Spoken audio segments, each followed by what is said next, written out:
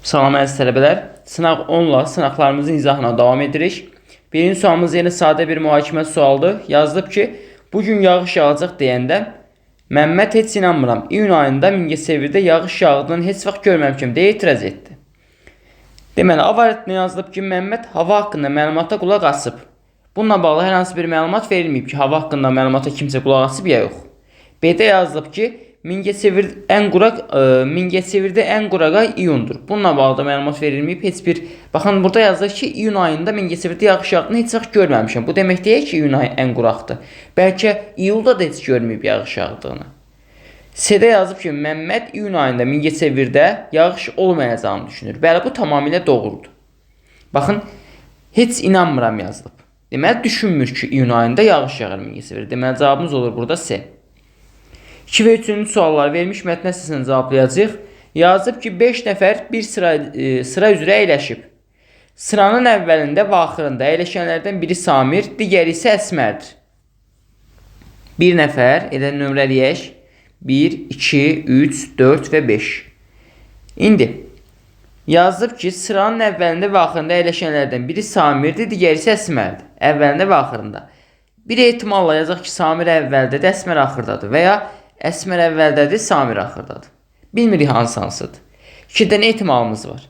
Daha sonra deyir, Fuad Rasimin solunda əyləşib. Fuad Rasimin solundadır. Arzu Əsmərin sağında əyləşib. Arzu Əsmərin sağındadırsa birinci ehtimal yanlışdır. İkinci ehtimal doğrudur ki, Arzu Əsmərin sağına yaza bilim. Fuad da Rasimin solunda olduğu üçün onları getirib yazacağım bura. Fuad Rasim. Daha sonra Rasim isə deyir, Samir və Fuadın arasında əyləşib. Rasim isə Fuad və Samirin arasında əyləşib. Bəli, tamamilə doğrudur. İndi ikinci sualda yazılıb ki, ortada əyləşən kimdir? Tam ortada əyləşən F-dir, yəni Fuaddır. Cavab olur Y. 3-də yazılıb ki, əgər Əsmər Fuadla, Rasim isə Arzu ilə yerlərini dəyişsələr, Əsmər Fuadla yerini dəyişsə, Fuad bura gəlsə, Əsmər bura gəlsə, daha sonra Rasim isə Arzu ilə yerini dəyişsə, Rasim gəlsə bura, Arzu gəlsə bura. Bu halda deyir, Arzu ilə yerini dəyişsələr, Rasimin sonunda əyləşən kim olar? Bu halda Rasimin sonunda əyləşən kim olar? Fuad olar. Deməli, cavabımız olacaq C variantı. Növbəti 4-cü sual keçirik. Yenə bir sadə bir mətnin məntiq təhlilidir. Yazıb ki, Əkbəri şəxsi həyətində saxladığı müxtəlif çəkili heyvanları çəkilərin artması ardıcılığıyla aşağıda kimi düzmək olar. Yəni C-dir, C-dən sonra B, sonra bu şəkildə. Heyvanların 5-inin də çəkilərin artması sırası ilə düzlükdə Y hansı yerdə olar? Baxın, mən bilirəm ki, C-dən sonra nə var? B, A var. C-dən sonra B, Y, D var. C-dən sonra A, D var. Baxın, hamısı nədən sonra gəlib? C-dən sonra. Deməli, ən kiçik C-dir. Və diqqətlə bura baxanda mən nə görürəm? C-dən sonra B gəlib. C-dən sonra B gəlib, C-dən sonra A gəlib. Və indi, deməli, C-dən sonra ya B gəlməlidir, ya A gəlməlidir. Amma burada baxıram ki, B A-dan əvvəldir. Deməli, C-dən sonra B gəlir, sonra A gəlir. Hələ ki, bu ardıcıllıq dəqiqdir. Onsuz bunu buradan görmək olurdu. İndi, A-dan sonra nə gəlməlidir? A-dan sonra Y var, A-dan sonra D var. Və burada görürəm ki, Y D-dən əvvəldir. Deməli, A-dan sonra Y olacaq, sonra D olacaq. Bu ardıcılığı qurduq. Ardıcıl qurandan sonra deyir ki, Y hansı yerdə olar? Y olacaq 4-cü yerdə. Cavabımız olacaq B variantı. 4-cü sualımızda. 5-ci suala baxırıq indi. Şəkil cədvəllərlə bağlı sadə bir sual tipidir. Baxın, 3 dənə sanki burada satiri var. 1 dənədir, 2 dənədir. 2-dir, 3-dür, 1-dir. 1, 2, indi 3 dənə olmalıdır. A-nı sildim, B-ni sildim. Baxın, dairə verilib böyük fiqur kimi. Kvadrat verilib, üçbucaq verilib. Kvadrat, üçbucaq, dairə. Üçbucaq dairə indi olmalıdır kvadrat. D-ni sildim. İndi daxildəki fiqurlara baxaq. Baxın. Burada ən aşağıda olan fiqurlar. Qara A kvadratdır, qara üçbucaq da A üçbucaqdır. Qara üçbucaq, A üçbucaq, A kvadrat. Deməli, 2 dənə üçbucaq, bir dənə kvadrat olmalıdır. Bir dənə rəngi nə olmalıdır? Qara olmalıdır. A üçbucaq, A kvadrat, 2 dənə üçbucaq olmalıdır. Bu da üçbucaqdır və rəngi qara olmalıdır. Rəngi qara olanda yeganə hansıdır? C variantıdır. Deməli, bu 5-ci sualında doğru cavab oldu. İndi keçirik 6-cı sualımıza. Yenə bir şəkil cədvəlidir. Baxın, baş hissəsi dairədir, kvadrat, üçbucaqdır. Yenə Bizdə burada əski olan nədir? Baxın, üçbucaq dairə verilib, kvadrat yoxdur. B-ni sildim, Y-ni sildim, D-ni sildim. Ayaq hissələrinə baxan kimi cavab çıxacaq indi. Deməli, baxıram ki, dairədir, kvadratdır, boşluqdur. Baxın, kvadratdır, ayaq hissəsi boşdur, indi dairə formasında olmalıdır. Dairə formasında da olan yeganə hansı variant? Da variantıdır. Altın sualında doğru cavab olur A. 7-yə baxırıq. Baxın, solda, ortada, ən sağda. Ortada, sağda, solda. Deməli, sol, sağ və ortada bir dəfə istifadə olmalıdır həmin fiqur. Sağdadır, soldadır, indi olmalıdır ortada. Bu isə də ortada olmalıdır. A-da ortada deyil, Y-də ortada deyil, C-də ortada deyil. İndi keçirik daxildəki fiqurların hərəkətinə baxmağa. Məsələn, baxaq nəyə? Fiqurların sayı ilə də hərəkət etmək olar, mövqeyi ilə baxaraq da hərəkət etmək olar. Daxildəki hissələrə baxanda biraz daxildəki hissələr qarışıq idi. Bir dənə konkret görmək olurdu bunun sağa doğru, sol doğru hərəkətini. Amma digər ikisi fiqurlara baxanda qarşı olacaqdı. Çünki bəzi fiqurlar üst-üstə düşürdü. Amma biz mürəkkəbləşdirməyəcəydik işimizi. Baxın, burada sanki fiqur sayı çoxdur, digərləri nisbətən azdır. Yenə baxın, bunda fiqur sayı çoxdur, digərlərinə nisbətən azdır. Daha sonra bunlardan nisbətən azdır, birində nə olmalıdır? Fiqur sayı çox olmalıydı. Fiqur sayı çox olan da haradadır? B variantındadır. D variantı sanki fiqur sayı az olan onsuz da baxın burada verilib. 4 dənə olan burada verilib. Artıq buna ehtiyac yox idi. Cavab olacaq B. Növbəti keçirik 8-ci suala. Şifrələr mövzusu ilə bağlı bir sual tipidir. Baxın, sonuncu üstünə baxanda A var, A var. Əgər Ə və İ təkrarlanmır, yeganə A'lar təkrarlanır sonuncu üstündə. Orada sona baxmışam deyə yenə burada sona baxmağa çalışacağım. Şifrə hissəsində. 2, 0, 3, 0, 7. Baxın, 2 dənə 0 var. Deməli, A-nın şifrəsi oldu 0. Harada A-nı görürəmsə yerinə 0 yazıram. İkinci yerdə 0 yazdığım bir dənə şifrə oldu. O da hansıdır? 80-23'dür. 80-23'ü gətirib yazıram yerinə. İndi İ-nin şifrəsi oldu 3. R-in şifrəsi oldu 2. 2 ilə başlayan bir dənə şifrə olacaq. O da 23-30'dur. 23-10'dur.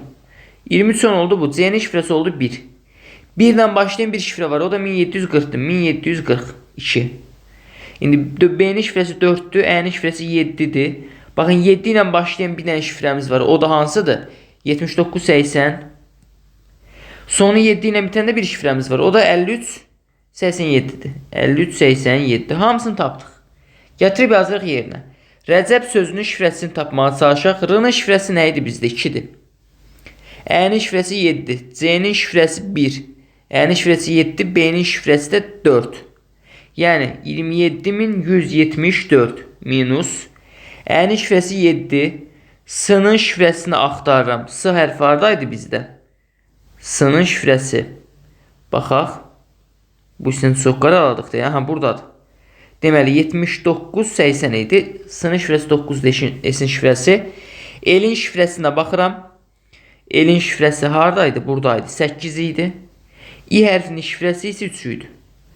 Deməli 27174-dən 7983 çıxıram. Baxaq görək nə alınır. 4-dən 3 çıxanda 1.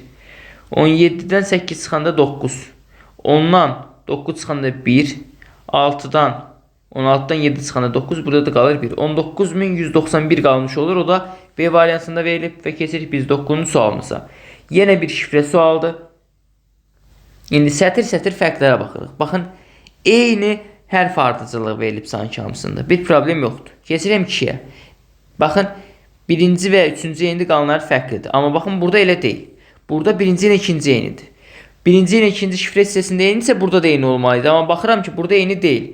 Burada ikinci ilə üçüncü eynidir. İkinci ilə üçüncü eynidirsə, deməli bu variantımın ikisi də fərqlidir. A da yanlışdır, B də yanlışdır. Baxın, ikinci ilə üçüncü eynidir. 2 ilə 3 eynidir, 2 ilə 3 eynidir.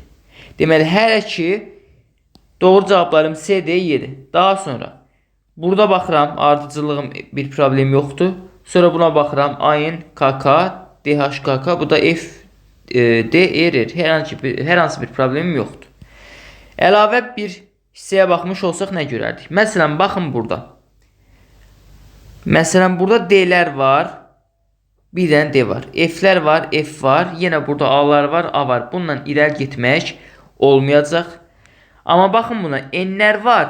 Burada da N verilib. Baxın, burada L-lər verilib, burada H verilib. H-lar verilib, D verilib. Fərqli formadadır. C variantı fərqlidir. Böyük ehtimal yanlış olacaq. Deməli, ikinci sətrin ikincisi, üçüncüsü, bir də sonuncu sətrin ikincisi. C variantında eynidir. N hərflərdir. Amma burada 5-lər və 7-lər də ayrı-ayrı verilib. Deməli, C yanlışdır. Qaldı D və Y variantları. İndi D və Y variantları arasındakı bir fərqə fokuslansaq, ya eyni hərflərə baxmağa çalışsaq. Məsələn, burada D hərfi var, D hərfi var. Və burada da həmçinin. Yəni, ikincinin sonuncusu ilə üçüncünün birincisi eynidir. İkincinin sonuncusu ilə, haradaydı bu? Burada. Üçüncünün birincisi nə oldu? Eyni oldu. Həqiqətən eynidir. Hətta bu da eynidir, baxın. Amma mən baxıram ki, Y variantında bunlar eyni deyirlər. Biri H-dir, biri F-dir. Deməli, yeni də silən kimi D cavabı doğru cavab kimi qalmış olur. 10-cu suala baxırıq. Hesab əməllərlə bağlı sadə bir sual tipidir. 1, 2, 3, 4. 4 dənə D-ni toplamışam, sonu 6 ilə bitib. Yəni, baxın, 4 dənə D-nin cəmi nə deməkdir? 4D deməkdir, elə deyil. İndi mən D-ni 4-ə vurub sonu 6 ilə bitirirəmsə, deməli, bu 6 ola bilməz. Yəni, mən 4D-dən 6 ala bilmərəm, axı. Bu deməli nəsə 16-dır. 16 olması üçün D-nin qiymət 4 olmalıdır ki, 4 dəfə 4 16-nı versin. Deməli, 4 dəfə 4 16, D-nin qiyməti oldu 4. 6 yazacaq, bir yaddamız var. İndi yenə D-nin qiyməti 4'dür. 4 dəfə 4 16. Bir də yaddaydı 17. F-in qiyməti oldu 7. İndi F 7-dirsə 4 dəfə 7 bizə verir 28'i. Bir də yaddaydı 29. P-nin qiyməti oldu 2. Bunu da cəmliyində biz 13'ü verəcək. Cavabımız olacaq Y variantı. Bu qədər bəsit. Növbəti 11-ci sual. A vurusun B hasilini istəyir. Baxın.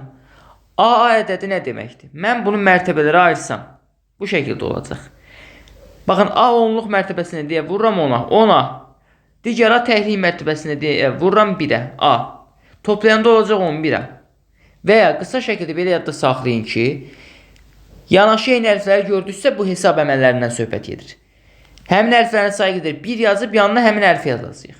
Yəni 2 dənə A varsa yazıram birbaşa. 2 dənə 1 yanına A, 11A.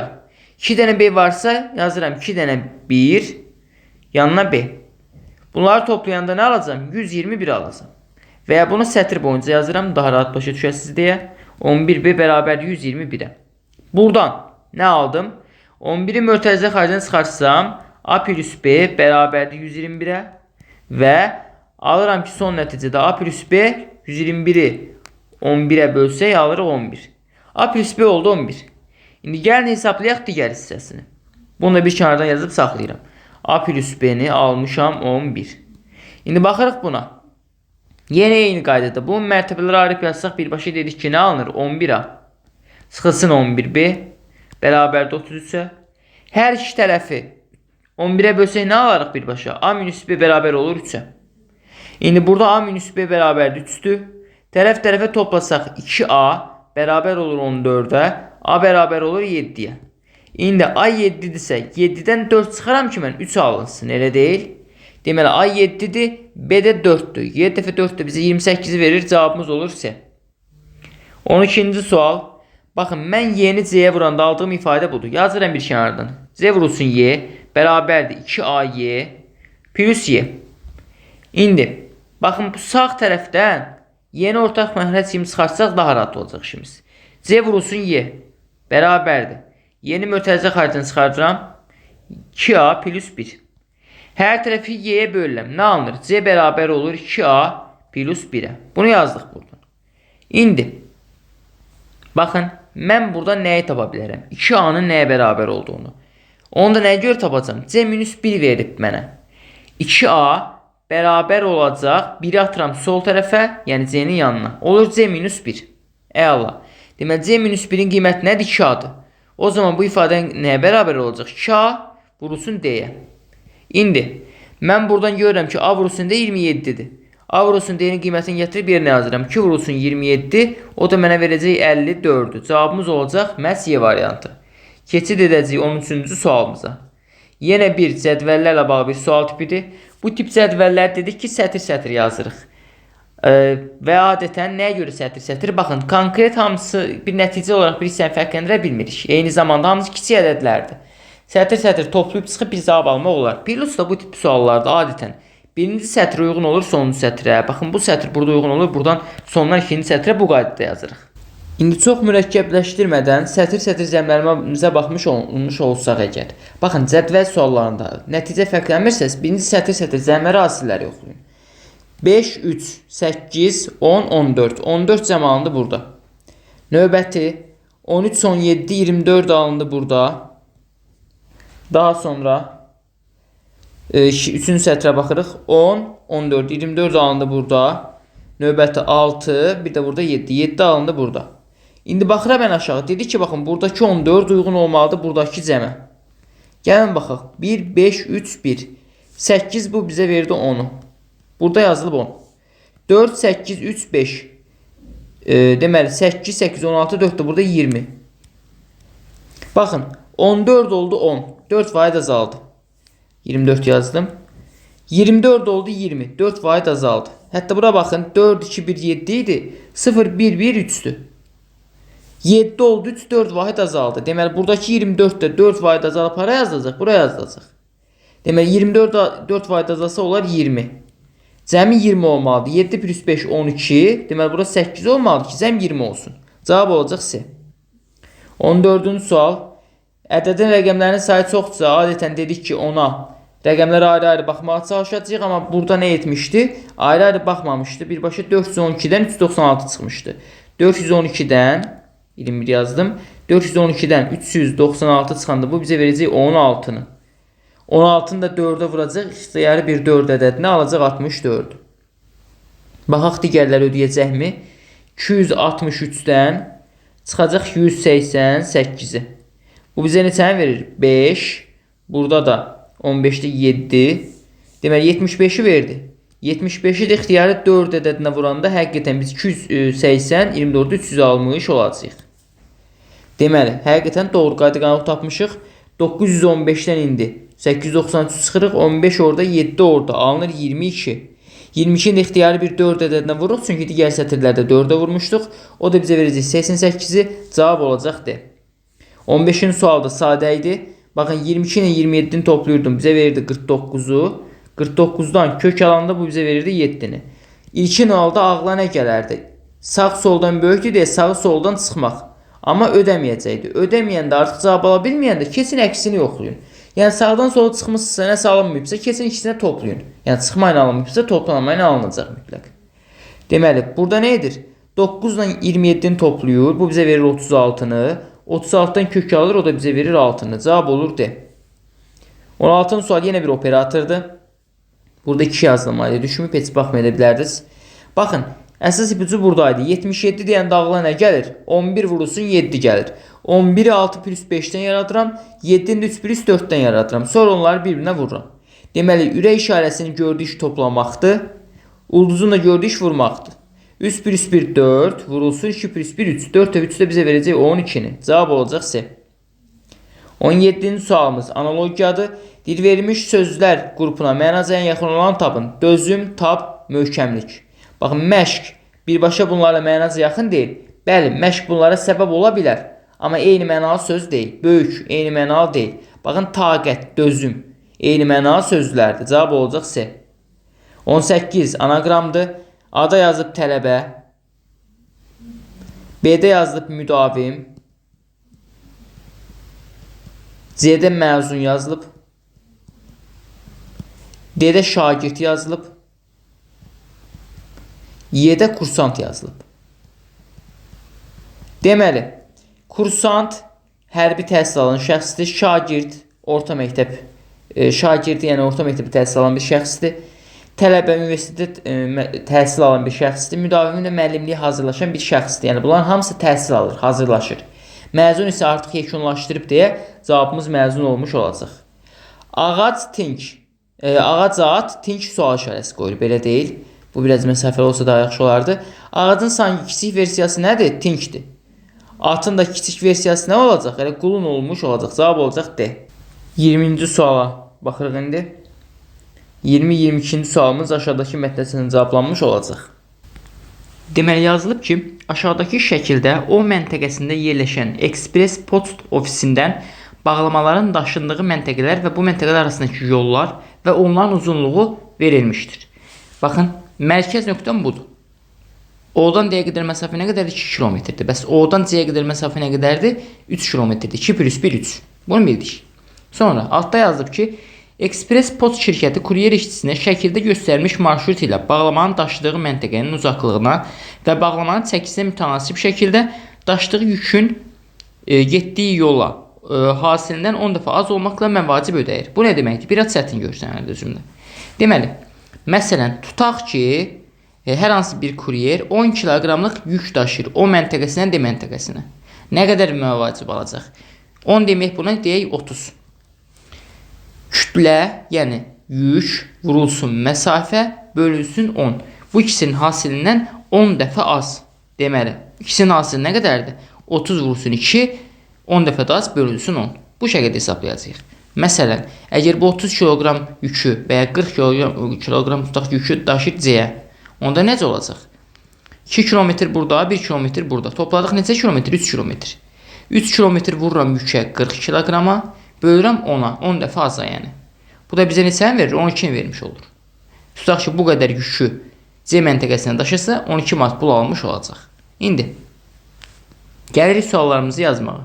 20-ci sualda yazılıb ki, ofisdə kuryerə ümumi 800 kiloqram olan bağlamalar verildi və ona tapşırıldı ki, 20 kiloqramlıq bağlamanı D məntəqəsinə 20 kiloqram gətirir D-yə.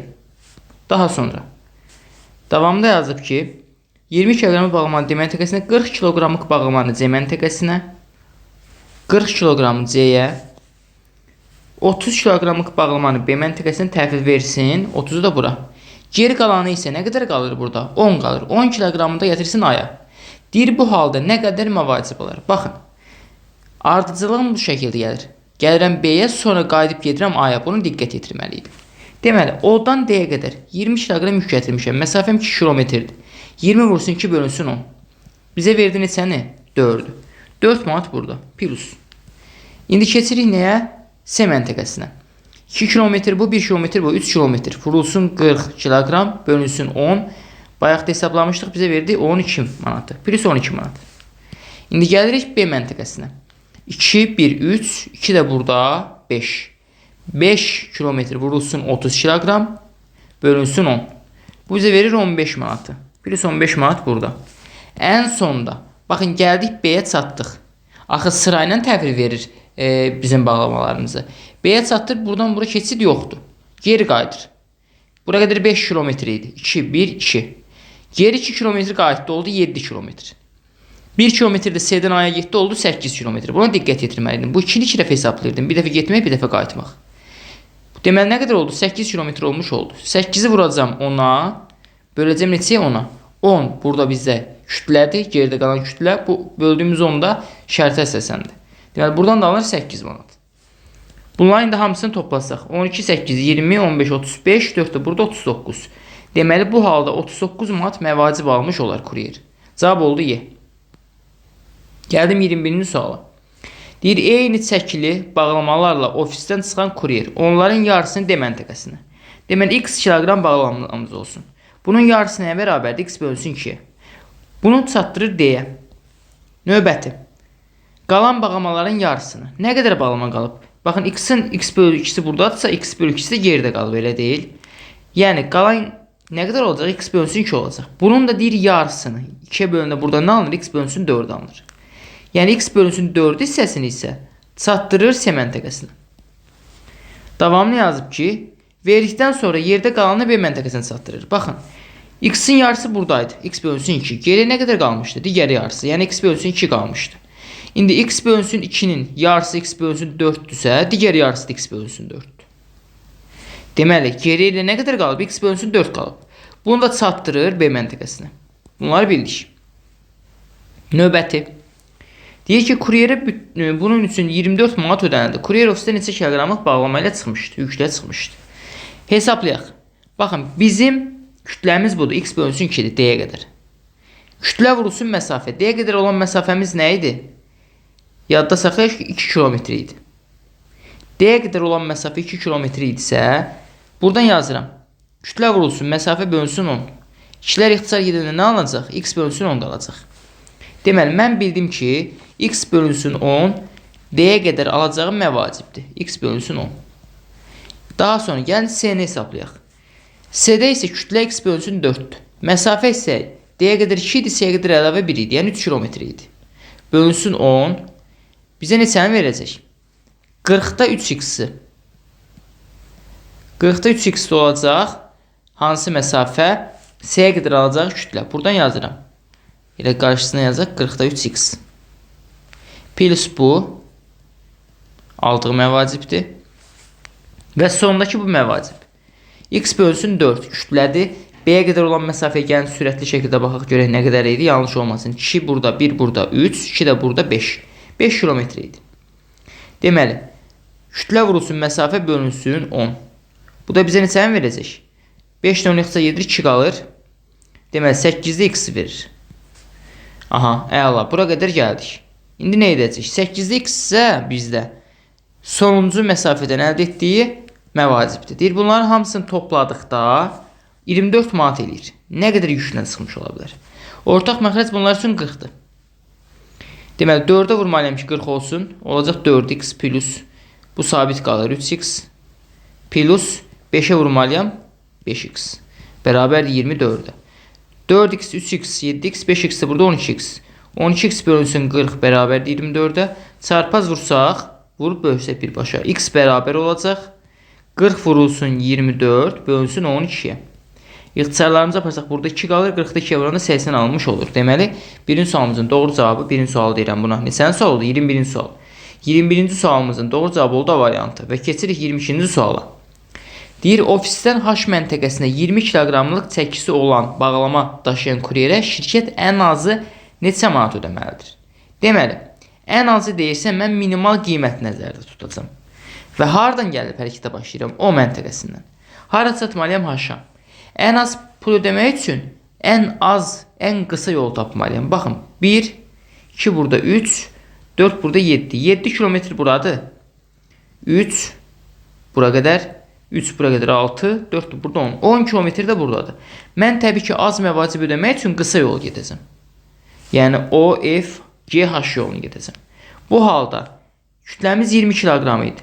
Kütlə vurulsun, məsafəmiz 7 kilometr oldu. 7 bölünsün 10. Bizə verəcək 14 manatı. Deməli, ən az həmin məsafəyə qədər nə qədər pul əldə etmiş olacaq? 14 manat. Cavab olacaq Y variantı. 23-cü sualımız yenə asan idi. Kiçik ədədlərdən böyük bir ədəd alınmışdı. Sadəcə ədədlərin sayı çox idi deyə vurmaqdansa toplamaq daha rahat idi. Toplamış olsaq elə 4-ün də bizə verir 15-i.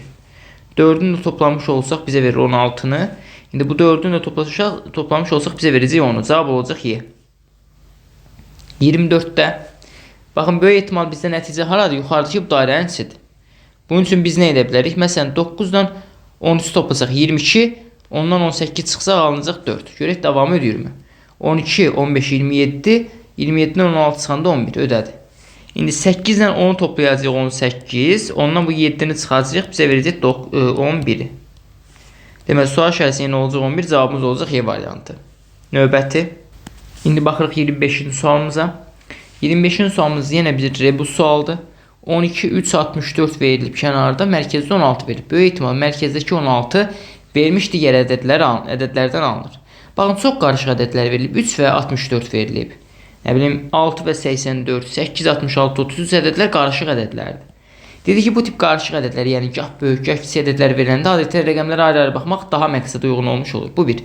İkincisi, burada görünür ki, 12 3-ə bölünür, 84 6-ya bölünür, amma 66 8-ə bölünmür. Yəni bundan istifadə edə bilməzsiniz. Bu çaşdırıcı idi. Və çıxmağa çalışdığınızda nəsə ala bilməyəcəksiniz.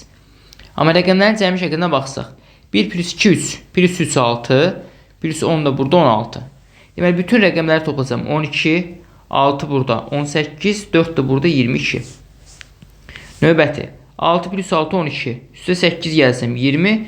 Baxın, 3 plus 3 də 6-dır. Hamısını toplasam 26-ını vermiş olur. Deməli, cavabımız olur C variantı. Sadəcə bütün rəqəmlərin cəminə baxırdıq. 26-cı sualımızda doğru cavab yox idi. Artıq bundan keçirəm. Oxşarlarını onsuz da görmüsünüz. 27-ci sualda isə diaqonalları istəyirdi bizdən. Baxın, daxildə yazılan diaqonalların sayıdır. Kvadratda 2 dənə diaqonal var. Biri budur, biri budur. Diaqonal 2 dənə qarşı-qarşı olan bucağı bir-birinə birləşdirən xəttdir sanki.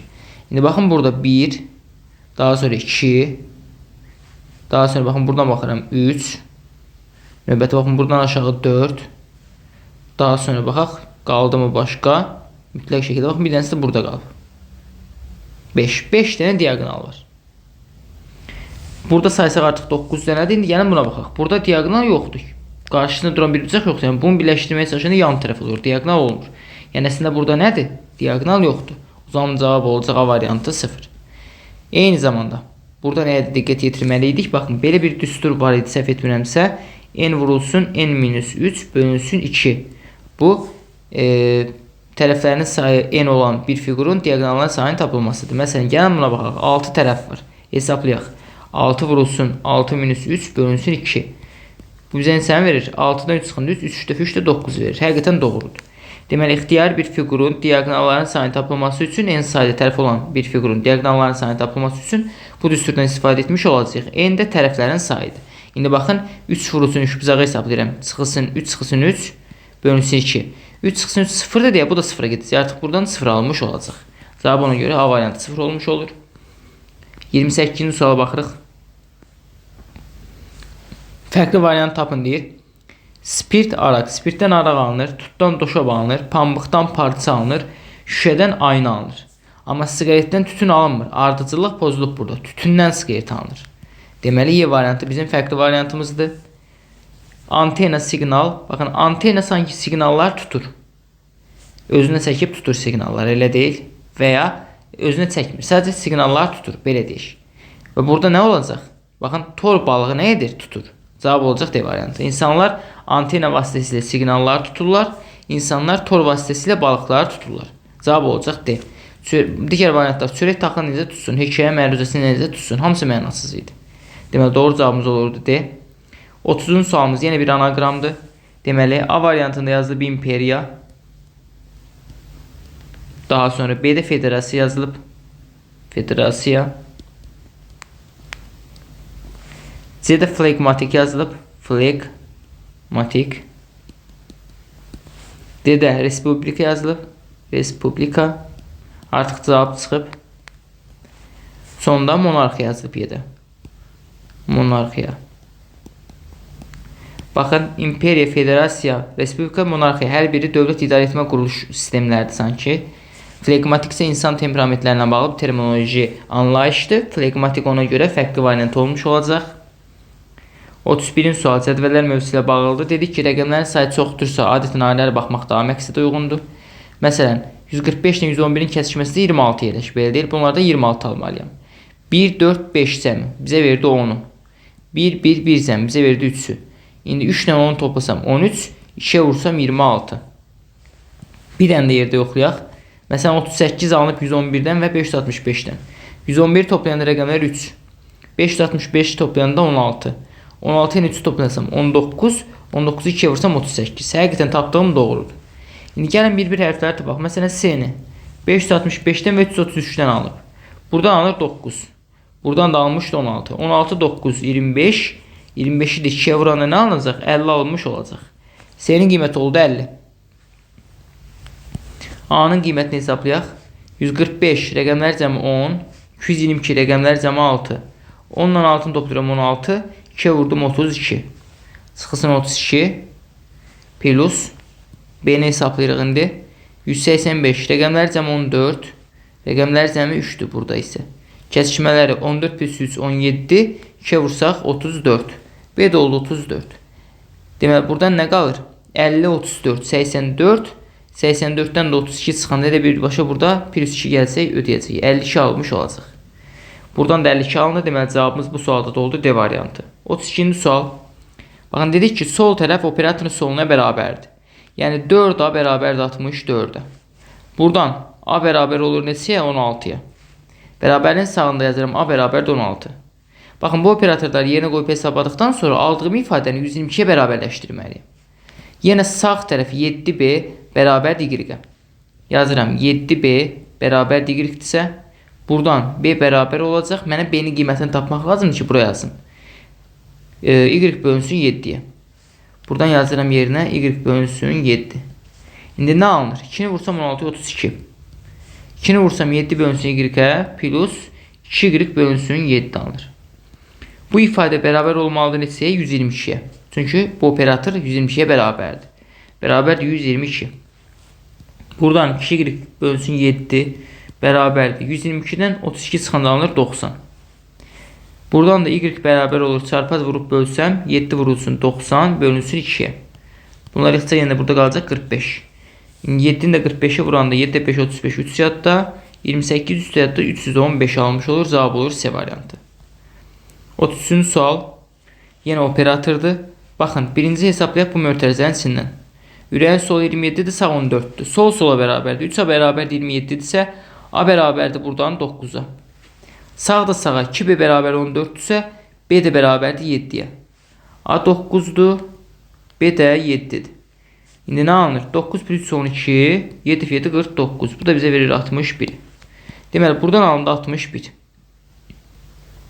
Növbəti hesablayaq 48-in 25-i.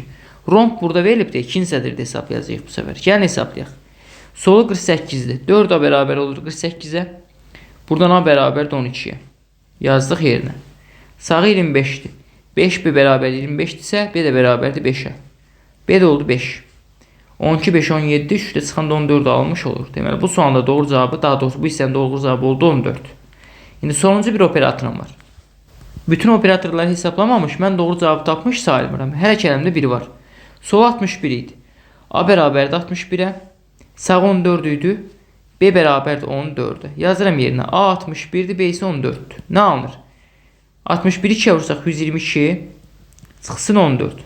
Bu da bizə verəcək 108. Cavabımız olacaq B variantı. Çox da çətin bir sual deyilmiş və biz indi keçəcəyik növbəti sualımıza. Cədvəldə verilmiş məlumatları nəzərə alaraq aşağıdakılardan hansılarının doğru olduğunu müəyyən edin. Aha. Birinci şərtdə yazılıb ki, S malının 3 ədəd satışından əldə olunan mənfəət Y malının 1 ədəd satışından əldə olunan mənfəətdən azdır. S-nin 3 dənəsi, yəni 3 dənə S 1 dənə Y-dən azdır deyir. Gəlin baxaq. S malı buradadır. Mənfəətlərə baxıram. Mənfəət satış və alış qiyməti arasındakı fərqdir. Deməli, baxın 50 manat alıb 70-ə satıramsa 20 manatlıq gəlirim var. 3 dənə 20 manatlıq məhsul satsam, daha doğrusu S məhsul satsam olacaq 60 manatlıq gəlir. Burada oldu gəlirim 60 manat. İndi bir dənə Y-yə baxıram. Bir dənə Y məhsulum 110 manat almışam, 260 manata satmışam. 260-dan da mən 110'u çıxmış olsam, bu mənə sən verəcək, 150 manat verəcək. Həqiqətən bir dənə Y məhsulum nə olacaq? Daha baha olacaq. Nəinki 3 dənə S məhsulu. Deməli, birinci cümləm doğrudur. Bir olmayan cavabları sildim. Deməli, bu cavablar getdi. Sonra ikinci cümləyə gəldim. Deməli, yazıb ki, B malının 1 ədəd satışından əldə olunan mənfəət S malının 2 ədəd satışından əldə olunan, danışa da bilmədim, üzrü sayın. Baxın, yazıb ki, B malının 1 ədəd satışından əldə olunan mənfəət S malının 2 ədəd satışından əldə olunan mənfəətdən azdır. Baxıram indi. Gəlin hesablayaq bayaq kimi. Bir B malına baxacağıq, bir də S malına. B malına neçəsi demişdi? 1. B malı buradadır.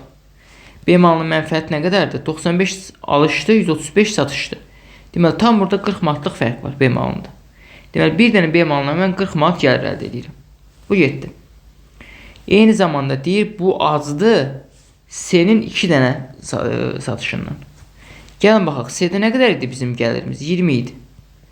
2 dənə də satsam nə olacaq? 2 S-də bizə verəcək 40-ı. Bunlar bir-birinə bərabər olacaq. Biri digərindən çox az deyil. Deməli, ikinci cümləmə də artıq yanlışdır. Çünki azdır yazılmışdı. 2 olan cavabları silirəm artıq.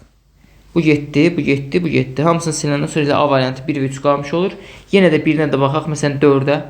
Deyir, hər bir maldan əldə olunan mənfəət ən az 50%-dir. Bir hesaplamalıyıq. Burada 60 manatdır. Burada 40 manat idi. 90, 70, 170. Burada 80 manat idi. Burada 150 manat idi. Ən az 50% gəlir o deməkdir ki, ən az alış qiymətinin yarısı qədər gəlir olsun. Burada 40 manatdır. Yarısı. Burada yarısı 45 olsun, 47, 48 manat. Baxın, yanlışdır artıq. Bu yarısından nə oldu? Az oldu. Çünki 47 tam onda nə qədərsə bura düşürdü. 48 götürdüm artıq. Bu 40 idi. Deməli, burada artıq maya dəyərinin yarısı və ya 50%lik hissəsi gəlirdən, mənfəətdən nə olacaq? Çox olmuş olacaq.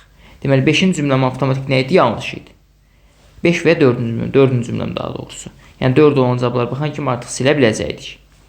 Keçirik 35-ci suala. Bu tip sualları bilirdik ki, nömrələyəcəyik. Baxın, bu bizim bir nömrəli fiqurumuz. Bu 2-dir, bu 3-dür, bu 4-dür. İndi baxın, bir nömrəli fiqurumuz harada da diqqətlə baxsaq, bura keçib. 4 nömrəli fiqurumuz budur, 3 nömrəli fiqurumuz budur, 2 nömrəli fiqurumuz da budur. Deməli, aşağıda yenə nömrələyəcəm. 1, 2, 3, 4. İndi bu şəkildə bir ardıcıl olacaq. 3 yuxarıda, 4 solda, 1 sağda, 2 aşağıda. Belə bir ardıcıllıq yaratmağa çalışmalıyım. Gəlin baxaq. Deməli, 1 olmalıdır ən sağda. Bu ən sağda olmalıdır. Burada ən sağda deyil, A getdi. Ən sağda deyil, B getdi. Ən sağda deyil, D getdi. Qaldı hansılar? Heç 7 ən sağda deyil. Baxın, başqa fiqurdur bu. Y getdi. Bizdə ən sağda olacaq fiqur. Baxın, bu fiqur olmalıydı. Hansı ki, C variantında verilib. Deməli, doğru cavabımız oldu. Məhz C variantı. Artıq çox da ləngimə ehtiyac yoxdur. 36-cı sual deyil, uyğun olmayan variant, fərqli variant tapın. Baxın, bir neçə hal düşünə bilərdim. Ən rahatı, hər biri həndəsi fiqurlar var hər birində. Məsələn, burada tutaq ki, kvadrat var, düzbucaqlı var, burada dairə var. Baxın, burada dairə var, düzbucaqlı var, üçbucaqlar var. Hər birində həndəsi fiqurlar var. Baxın, üçbucaqlara. Baxın, kvadratlara. Yeganə B variantında konkret bir həndəsi fiqur yox idi. 1. Daha sonra, məsələn, deyə bilərdiniz ki, hər birində qapalı bir sahə var variantların. Amma B-də qapalı bir sahə yox idi. B əslində, yəni konkret bir həndəsi fiqur deyildi. Ona görə cavabımız olacaq 36-da da B variantı və 37-ci sual. Yenə şəkil ardıcılıqlardır. Baxın, ağ dairə buradaydı. Bu küncdən gəldi bu ortaya. Sanki 1,5 addım atıb. 1 addım bura, 0,5'i bura. İndi buradan 1 addım atsa bura gələr, 0,5 atsa bura gəlir. Həqiqətən gəldi bura. Yenə 1 addım atsa bura gələr, 0,5 atsa gəlib düşəcək bura. Sağ aşağı küncə. Y yanlışdır, tam küncdədir. Bu isə tərəfin ortasında olmalıdır. Digərləri doğrudur. İndi gəlin baxaq qara fiqurumuza. Qara fiqur buradaydı. 1, 2, 2 addım atdı gəldi bura. 1, 2, 2 addım atdı gəldi bura. 1, 2, 2 addım atı bura gələcək. Sol aşağı küncə. B getdi. D getdi. Tam sol aşağıda bu hissədə olmalıdır. A ilə qaldı C. Variantlar arasındakı fərqə baxanda görürük ki, bu A kvadrat fərqli yerdə verilib. Gəlin baxaq ona. Buradaydı. 1, 2, 2,5 addım atdı gəldi bura. 1, 2, 2,5 addım atı para gəlməlidir. Bura gəlməlidir. Baxın, buradadır. 0,5'i bura gətirir və ya 1, 2, 2'si bura gətirir. 0,5'də bura, 2,5 tam gətirildi bura. İndi 1, 2, 2,5 tam sağ yuxarıda olmalıdır. Baxın, ortada, xəttin ortasında 0,5'də var çünki. Sen silən kimi A variant doğru cavab kimi qalmış oldu. 2-dən 37 verilmişdi. Bu 38 deməkdir. Deməli, sual şərəsinin yerinə uyğun olan variantı tapın deyir. Sətr-sətr baxırdıq şəkil cədvəllərinə. Baxın, məsələn, bu hissələrə baxaq, sual olan yerə baxmayaq. Hamısı ştrixli fiqurda 6, hamısı ağdır, hamısı 6 nöqtəli və ya boz fiqurdur. Demək, ştrix olmayacaq, ağ olmayacaq. Bəri başlayın, B necə getdi? Plus ulduz dairə. Plus ulduz dairə. İndi plus var, ulduzu var, çatışmayan nədir? Dairədir. Dairə olmalıdır. Hansı variantdadır? Hər bir variantda olsa dairə verilib. Növbəti. Baxın, daxildəki fiqur ştrixlidir, qaradır, ağdır. Qaradır, ağdır, ştrixlidir. İndi bizdə qara verilib. Ağ verilib, amma ştrixli fiqur verilməyib. Bağını silən kimi Y variantı doğru cavab kimi qalmış oldu. Və bundan sonra növbəti 39-40-cı suallara, yəni yarpaq mətnində keçmiş olacağıq. Deməli, yazılıb ki, payız axşamı güclü külək əsdi və ağacdan 2 sarı yarpaq qopdu. Bu yarpaqlar 3 yerə düşdü və ada yarpaqları saymağa başladı. Deməli, yarpaq mətnidir. Bir kənardan qurub daha sonra sualları cevablamağa çalışacağıq. Suallar da digər tərəfdə olduğu üçün bir dənə qeyd dəftər açaq. Rahatlıqla əvvəlcə quraq, daha sonra suallar yavaş-yavaş cevablamağa başlamış olacağıq. Deməli, nə yazılıb? Baxın, 3 yerə tökülür. Skamyaya tökülür, çaya tökülür və hara tökülür? Digərləri də torpağın üstə tökülür. Çaya tökülən yarpaqların sayına C deyiləm. Torpağın tökülən yarpaqların sayına da kiçik T hərfi ilə işarət edəcək. Və yazılıb ki, skamyaya düşən yarpaqların sayı çaya düşən yarpaqlardan 2 dəfə çox oldu. Baxın, skamyaya tökülənlər çaya tökülənlərdən 2 dəfə çoxdur. Yəni, skamyaya tökülənlərin sayı oldu 2C. Bu getdi. Sonra, çaya düşən yarpaqların 7'də 3 hissəsi daşlara ilişdi. Çaya tökülən yarpaqların, yəni C-nin 7'də 3 hissəsi, 7'də 3 hissəsi ilişdi. Yazıram buraya, ilişib. Növbəti. Qalanlarını su apardı. 7-də 3 ilişib sənə yerinə qalıb, 7-də 4 qalıb. 7-də 4 isə su aparıb. Bu getdi. Bu cümlələri də qurduq. Sonuncu cümlə birinci hissədə, yəni birinci küləyə əsərkən olan hissədə sonuncu cümlədir. Torpağa düşən yarpaqların 9-da 5 hissəsi yaşıl. Deməli, gəldik torpaq olan hissəyə. Baxın bu hissəyə. Deyir ki, torpağa düşən yarpaqların 9-da 5 hissəsi yaşıldır. Yəni 9-da 5 temiz oldu yaşıl. Bunu yazdıq bu vəziyyətdə. Daha sonra 3'də 1 hissəsi sarıdır. 3'də 1 eyni zamanda nə deməkdir? 9'da 3 deməkdir. Birbaşa 9'da 3 yazıram bunu. 9'da 3 temiz oldu sarı. Qalanları isə qırmızı rəngdə idi. Deməli, qalanları qırmızı rəngdədirsə 9'da 3, 9'da 5 bizə verir 9'da 8'i. Geri qalır 9'da 1 hissəsi. Yəni 9'da 1 tədə olur qırmızı rəngdə. Bu getdi. İndi birinci sual cavablamağa çalışacağıq. Çünki birinci 39-cu sualda digər mətnə baxmamıza ehtiyac qalmırdı. Baxın. 39-cu sualda yazılıb ki, başlanğıcda ağacdan minimum neçə yarpaq qopmuşdu? Yəni ilk külək əsərkən ağacdan neçə yarpaq qopub? Minimum. Bu tip suallardan maksimum və dəqiq cavabı bizdən soruşa bilməz. Çünki onları tapmaq mümkün deyil. Birinci külək əsərkən olan proses budur. Və gəlib baxıram. Baxın, burada bilməlisiniz ki, verilmiş kəsrələrin hamısını minimal natural ədədlərə çevirməyə çalışmalıyım. Çünki 7'də 3 sayda, 9'da 3 sayda, 9'da 5 sayda say yoxdur. Mən məsələn deyə bilmərəm ki, 2,5 sayda yarpaq, ya 4,5 sayda yarpaq, 0,2 sayda yarpaq, bunu deyə bilmərəm. Yarpaq ya konkret 1'dir, ya 3'dür, ya 10'dur, ya 100'dür, ya milyondur. Yəni konkret sayla ifadə olunmalıdır. Natural ədəd, tam ədəd, müsbət ədəd, yəni bu mənada. Deməli, gəlib düşünəcəm ki, çaya tökülən yarpaqların sayı minimal neçə olmalıdır ki, C ilə ifadə olunan bu iki dənə kəsirim ikisi də natural ədədə çevrilsin. Yəni mən C-nin yerinə nə yazmalıyım ki, bunlardan natural ədəd alınsın? C-nin yerinə minimal yaza biləcəyim qiymət 7'dir. 7'dir ki, 7'də 3'ü 7'yə vuranda buradan alınacaq 3.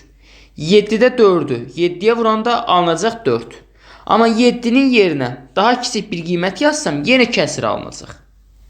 Çünki 7'nin ixtisar yetməyəcəklər. 14, 21, 28 yaza bilərəm. Onda da minimum qiymət almayacağım. Mən minimum istəyirəm. Deməli, çaya tökülən yarpaqların sayı minimal oldu 7. Növbəti. Çaya tökülənlər 7'dirsə, suya tökülənlər nə qədər olacaq? 14 olacaq. Çünki onun 2 misli idi. Gəldik torpağa. Torpağa tökülən minimal yarpaq sayısı 9 olacaq. Çünki baxın, T'nin yerinə 9 yazanda buradan 1 alınacaq. 9'a 1 vurursun 9. 3 alınacaq, 5 alınacaq. Gördünüz, hamısı bir natural ədədə çevriləcək. Amma 9'dan kiçik bir qiymət yazsaq, məsələn 3 yazmış olsaq, tutaq ki, atıram özümdə 3 yazmışıq. 9'da 5'i mən 3'ə vuranda nə alınacaq? 3'də 5 alınacaq. Yenə kəsirdi. 9'da 5'i mən məsələn vursam 8'ə. Nə alınır? 9'da 40. Bu yenə kəsirdi. Deməli, T'nin yerinə minimal yaza biləcəyim qiymət 9'dur. 18 də yaza bilərəm, 27 də yaza bilərəm. Amma minimal qiymət soruşur deyə 9 yazasın. T'nin qiyməti oldu minimal 9. Deməli, 9 burada, 7 burada 16, 14 də burada 30. Birinci külək nəticəsində ağacda minimum neçə yarpaq qopmuşdu? A variantda yazılan 30 sayda yarpaq qopmuşdu. Bu birinci sual. İndi keçib nə edəcəyik? İkinci sual cevablamağa çalışacağıq. İkinci sualda, yəni 40'da yazıb ki, sonda, yəni ikinci küləkdən sonra çaydakı daşda ilişən yarpaqların minimum sayını tapın. Deməli, mən indi ikinci küləyin şərtində verilmiş hissəyə daxil edəcəm. Artıq birinci hissədə yazdıqlarım olduğu kimi qalır şərtlərim. Daha sonra keçib ikinci şərtdə daxil edirəm. Gəlin bir-bir baxaq, görək ikinci külək nəticəsində nələr baş verib. Yazılıb ki, skamyadakı yarpaqların 40%'ni uçurdu. Onların yarısını çaya düşürüb daşlara ilişdi. Yarısı isə torpağa düşdü. Heç bir qırmızı değildi bunlar. Baxın. Deməli, 2C yarpağımız. Bunun 40% bizə verəcək neçəni? İxtisarlarımız buradan gedəndə verəcək 0,8C-ni.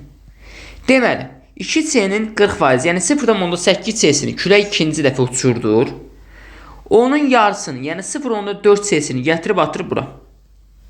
Baxın bu hissəyə. Çay daşlarının ilişən hissəyə.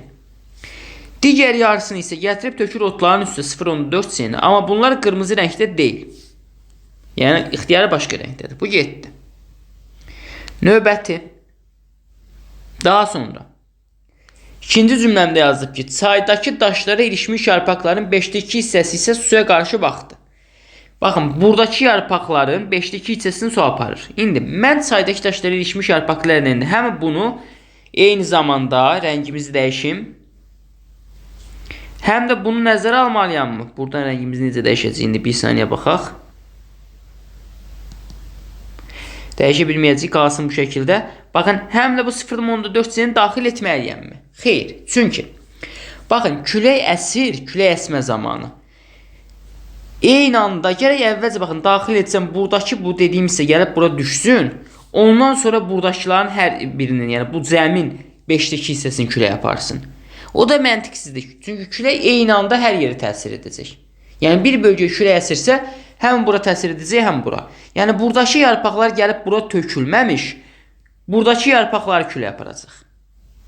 Yəni çünki sanki bunlar buradan külək havalandırdı, ona qədər buradan da havalandıracaq. Yəni mən 5'te 2 hissəsini hesablayanda çaydaşlarına ilişmiş yarpaqların 0.4 senin yox, təkcə 7'de 3 senin 5'te 2'sini hesablamalıyım. Yəni onların cəmini yox, sadəcə 7'de 3'ün cəmini, 7'de 3'ün 5'te 2 hissəsini. 7'de 3 senin 5'te 2 hissəsi mənə verəcək 35'te 6 seni. Baxın, bu qədərini külək havalandırıb aparır, tökür bura. 35'te 6 seni. Və bunu su apardı yenə. Su aparan hissəyə. Bəs geri nə qədər qalır? Əvvəlcə həmin hissədə 7'de 3 sayda yarpaq var idi. 7'de 3 S sayda. İndi onun 35'te 6 S'sini su apardı. Geri nə qaldı? 35'te 15 S çıxılsın 6 S. Geri qalan isə 35'te 9 S oldu. Deməli, indi məndə bu 7'de 3 S dağıldı. Onun yerində nə qaldı? 35'te 9 S. Deməli, çaydaşlarına ilişən yarpaqların bir qismi 35'te 9 S'dir, bir qismi 0.4 S'dir. Və keçirik sonuncu şərtimizə. Yenə bunu biraz kənara çəkəcəm. Baxaq görək sonuncu şərtimizdə nə yazılıb. Sonuncu şərtimizdə yazıb ki, torpaqdakı qırmızı yarpaqların 30% isə küləklə havalanıb çaya düşdü və daşlara ilişdi. Deməli, buradakı yarpaqların 30% havalanır və gəlib döküləcək hara? Baxın bu hissəyə. 9'da 1 T'miz. Bunun 30%'ni hesablayırıq. 9'da 1 T vurulsun, 30 bölünsün 100'e hesablanmış olsaq. İxtisarlarımız gedəcək. Burada qalacaq neçə? 9 ilə 3 gedəndə 3'də 1, 3'də 1 T'ni də 10'a böləndə alınacaq 30'da 1 T. Deməli, 9'da 1 T'nin 30% bizə nə verdi? 30'da 1 T'ni. Deməli, o da gəlib töküləcək hara? Daşlara ilişilən yerə. Məndən də məhz nəyə soruşur? Ən sondakı küləyin nəticəsində daşlara ilişən yarpaqların minimum sayını istəyir. Deməli, baxın, ikinci küləkdən sonra da daşlara ilişmiş yarpaqlar hissəsi oldu. Baxın, bu üçgen dairə. 0.4 buradan yazıram. 0.4 daha sonra plus 35'te 9 plus 30'da 1 T. Bunun minimal qiymətini tapmalıyam. İndi gəlib düşünəcəm ki, C'nin minimal qiyməti neçə olmalıdır ki, mən burada ixtisarlarımı apara bilim. Baxın, C'yə elə bir qiymət verməliyəm ki, mənə verilmiş bütün kəsirlər 0.4'də, 35'də 9'da, baxın bu 7'də 4'ün özü də, 35'də 6'da, hamısı natural ədədə çevrilsin. Yəni heç bir kəsir formasında qalmasın. Bu zaman C'nin minimal qiyməti olacaq elə 35. C bərabər olacaq 35'e. Çünki C 35 olanda bütün kəsirlərdə C'nin qiyməti yerinə yazanda tam ədəd alınır. Amma 35'dən kiçik bir qiymət yazsam, bu 35 ilə ixtisar getməyəcək. O mənə problem yaradacaq. Deməli, C'nin minimal qiyməti oldu 35.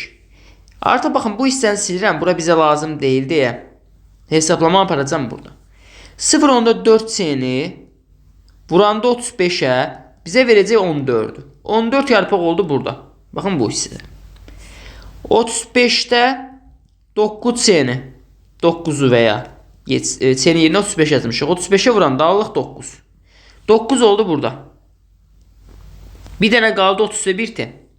İndi 30'da 1 T'ni bəs neçəyə vurmalıyıq?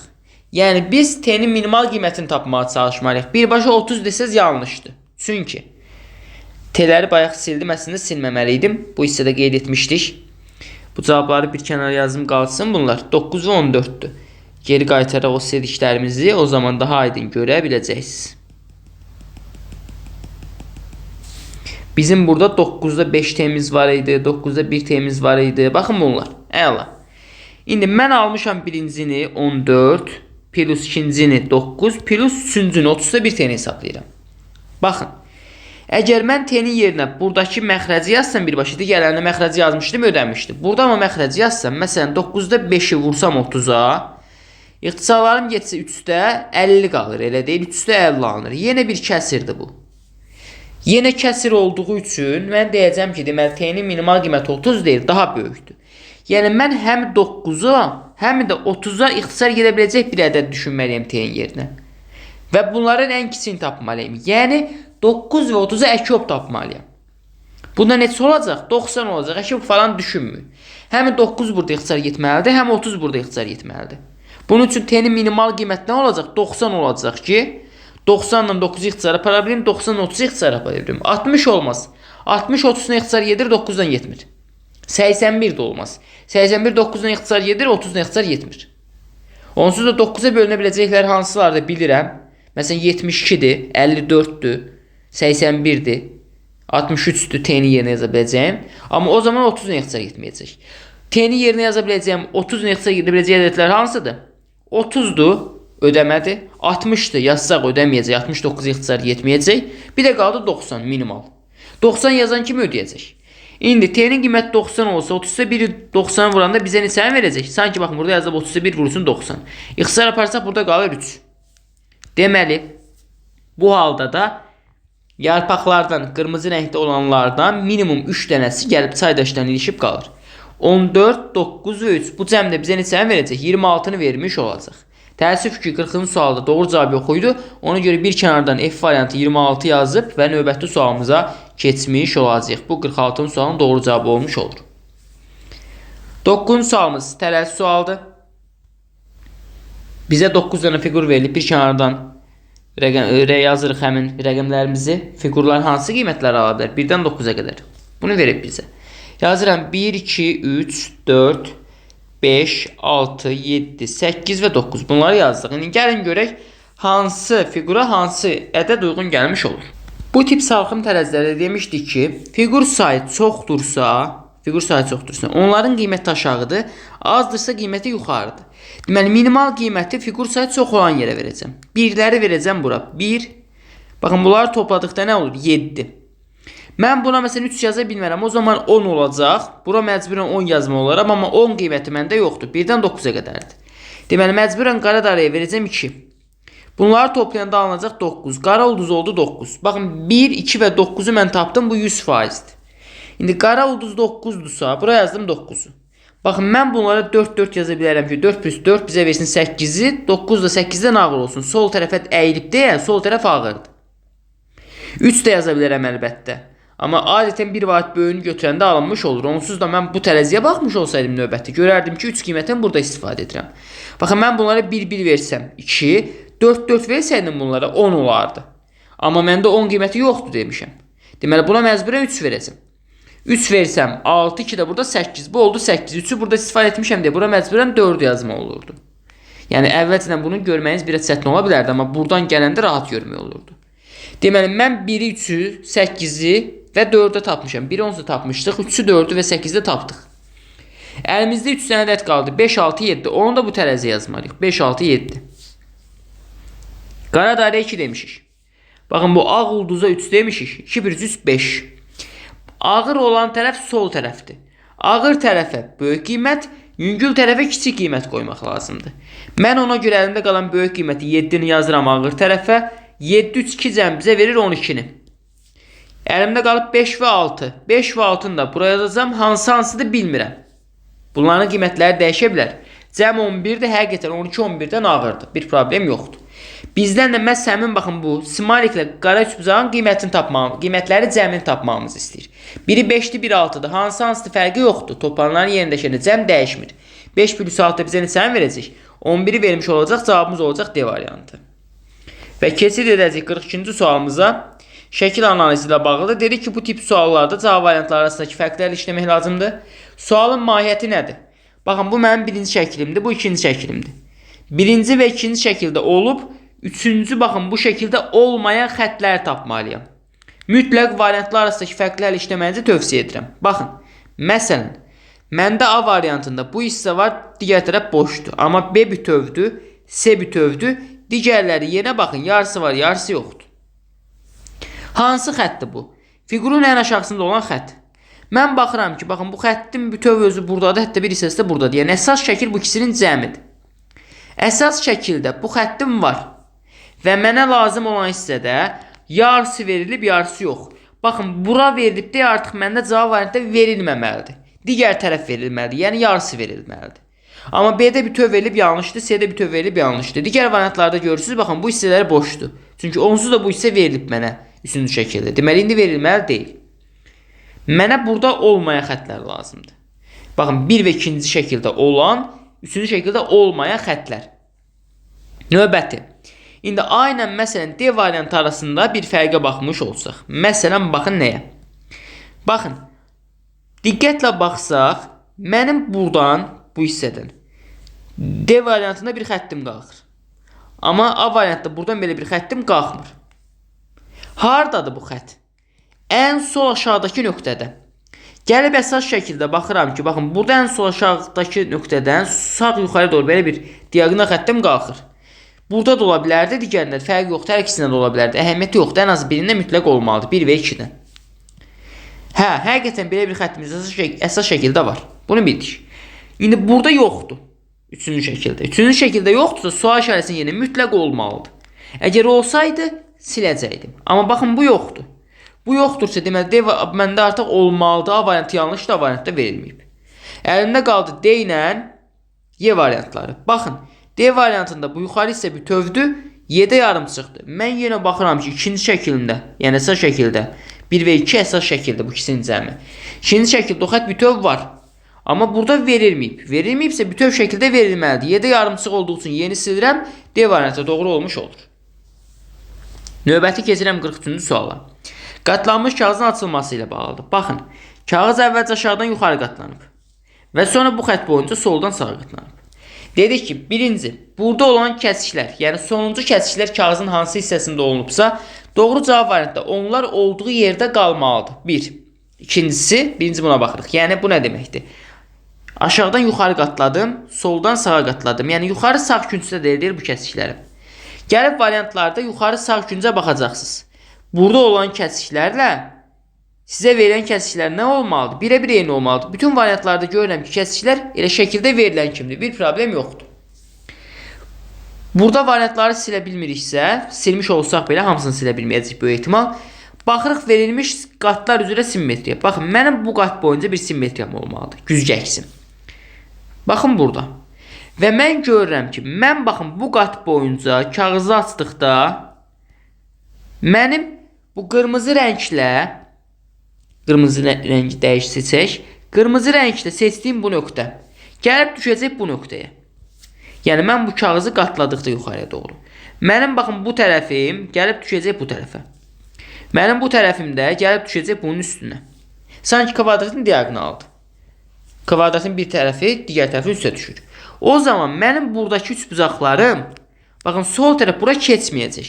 Ancaq nöqtə keçəcək bura, nöqtə olacaq burada. Ox da olacaq güzgəyə doğru baxır burada. Belə bir simmetrik fiqur alınır. Daha sonra mən bunu bu xətt boyunca yuxarıdan aşağı doğru açanda, buradakı üçbucaqlar simmetrik olaraq, baxın, buradakı üçbucaqlar simmetrik olaraq hara keçəcək? Bu hissəyə keçmiş olacaq. Buradakı fiqurlarım da keçəcək bura. Yəni, mənim üçbucaqlarım ancaq sağ tərəfdə qalırdı. Buna diqqət yetirməliyik. Amma variantlara baxanda görürdüm ki, baxın, mənim bu üçbucaqlarım ancaq bura keçməkdir, yuxarıdan aşağı. Amma burada da veriliblər. Axı, dedik ki, diaqonal formada baxdıqda, baxın, belə bir diaqonalımız var idi bizim. Axı, burada üçbucaq yoxdur ki, bura üçbucaq gəlib düşsün. Bütün variantlarda mərkəzdə üçbucaq var idi deyə bunlar yanlış idi. Mərkəzə üçbucaq gəlib düşmürdü. Deməli o zaman doğru cavabımız olurdu Y variantı. 44-cü suala baxıram. Fiquru tamamlamağa çalışmalıyıq. Qırmızı qələm və ya adi sadə qələmlə də yaza bilərsiniz. Bir problem yoxdur. Olmuş olsa bu şəkildə rəngləyib də yaza bilərsiniz. Variantları bir-bir silərək də yaza bilərsiniz. Sizə necə rahatdırsa. İndi mən rəngləməyəcəm. Düşünəcək ki, sizin əlinizdə bu vəsait yoxdur. O şəkildə yazaq. Baxın. C variantı birbaşa getdi. Nəyə görə? Mənim görürsünüz burada belə bir qırılmam var. Bir pilləm var. Amma C variantında həmin hissə bütöv verilib. Baxın, sanki C variantında bu hissə bütövdür. Bu qırılmanı verməyib bizə. C 7. Növbəti. D variantı yanlışdır. Nəyə görə? Baxın, mənim bu qırılma hissələrim meyillidir, elə deyil. Və ya buradakı, baxın, belə maili bir hissəm var. Amma D variantda bu necədir? Düz xətt, şagül vəziyyətdədir. Amma burada görün məndə nə qədər meyillidir. Doğru deyil. Və ya mənim buradakı bucağıma baxın, içəridəki bucağım. Və ya buradakı bucağa baxın, bu bucaq. Bu bucaq kör bucaqdır. Amma buradakı bucaq nədir? 90 dərəcə. İti bucaq. 90 dərəcədir, iti bucaq deyirəm. Yəni 90 dərəcəli bucaqdır. Düz bucaqdır. Yəni istənilən halda bu hissəm şagildir, bu hissəm meyillidir deyə D variantı olmayacaq. Bu getdi. Növbəti. A variantı olmayacaq. Nəyə görə? Baxın, bir dənə bu hissəyə baxın. Bunun daxil olmalı olduğu bir hissə var axı. Gəlib o nəsə bunun içinə girməlidir sanki. Amma məndə bura bu şəkildə dik kvadrata bənzər bir hissəyə daxil ola biləcək A-da elə bir hissəm yoxdur. A variantı getdi. Daha sonra əlimdə qaldı B və Y variantları. Əlimdə qalan variantlardan Y variantı da yanlışdır. Nəyə görə Y variantı yanlışdır? Mən burada görürəm ki, mənim baxın belə bir iti bucaqlı hissəm var. Bu gəlib bir yerə daxil olmalıdır axı. Baxın bu hissəm. Amma Y variantında bura düz bucaq formasındadır. İti deyil. Amma baxın B-yə düz bucaq, iti bucaq formasındadır.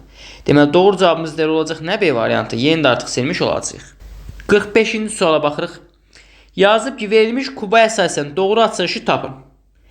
Birinci qarşı üz əsasən cavabları siləcəm. Mən bilirəm ki, qarşı üzlər kubun yığılış formasında eyni anda görsənə bilməzlər. Amma qonşu üzlər isə görsənə bilərlər. Deməli, baxın, iki dənə tərəf eyni anda bu şəkildə görsənirsə qara dairə, ağ dairə bu vəziyyətdə. Deməli, bunlar qonşu üzdür, qarşı üz deyil. Amma mən baxıram ki, Y variantda bunlar qarşı üz kimi verilib. Qarşı üzlər bir-birinə toxunmayan, aralarında bir tərəf qalan üzlərdir. İxtiyari bir kubda 3 cüt qarşı üz olur. Qara dairənin ağ dairə Y variantda qarşı üz kimi verilib, amma mənim əsas şəklimdə bunlar qonşu üzdür. Yəni eyni anda görsənənlər. Y yanlışdır. D variantı yanlışdır. Nəyə görə? Ağ dairənin altı bucaqlı fiqur qarşı üz kimi veriliblər. Amma əsas şəkildə bunlar necədir? Eyni anda görsənirlər. Bu üçü də eyni bir kubun müxtəlif görünüş formalarıdır. Yəni müxtəlif istiqamətdə fırlanmış görünüş formalarıdır. D variantı getdi. C variantı da yanlışdır. Burada kvadratla altı bucaqlı eyni anda görsəniblər. Əsas şəkildə. Amma C variantında onlar qarşı üz kimi veriliblər. Eyni anda görsəniblərsə, deməli onlar qonşu üzdür, qarşı yox. C-ni sildim. Əlimdə qalır hansılar? A variantı və B variantı. İndi A variantı yanlışdır. Nəyə görə? Mən bilirəm ki, bu sağ tərəfdə olan ağ dairəni bu xətt boyunca aşırdıb gətirə bilərəm bura. Baxın, bu istiqamətdə aşırdıram 90 dərəcə. Amma o zaman baxın, bir dəfə aşırdıqda bu nöqtəm sabit qalır. Bu tərəf gəlib, bu yan tərəf düşür bunun üstünə. Sonra bir dəfə də aşırdıqda, baxın, indi bu nöqtəm sabit qalır. Bu yan tərəf gəlib düşür bunun üstünə. Sanki 90 dərəcə aşır aşağıya doğru. İndi dairəm oldu burada. Gəlin bu vəziyyətdə baxaq. Dairəmiz oldu harada? Tam burada. Baxın, altı bucaqlının sağında dairə olanda üstündə ağ kvadrat var. Altı bucaqlı fiqurdur. Sağı burada ağ dairədir. Üstü ağ kvadratdır. Amma əsas şəkildə baxıram ki, altı bucaqlının sağında ağ dairə olanda üstündə boşluq verilib. Boş fiqur verilib. Yəni kiçik ağ kvadrat verilməyib. Baxın, bu ayrı fiqurdur. Məsələn, bu ayrı fiqurdur. Bu ayrı tərəfdir. Ayrı-ayrı tərəflərdir. Bunları bir-birinə qatmalı deyil. Deməli, əgər altı bucaqlının sağında ağ dairə varsa, üstündə də nə olmalıdır? Bu boşluq olmalıdır. Çünki əsas şəkildə belə verilib. Deməli, A variantı yanlışdır. Başqa fiqur verilib, əlimdə qalır bir dənə doğru cavab kimi məhz B variantı. Keçirəm 46-cı suala. Riyazi məsələdir.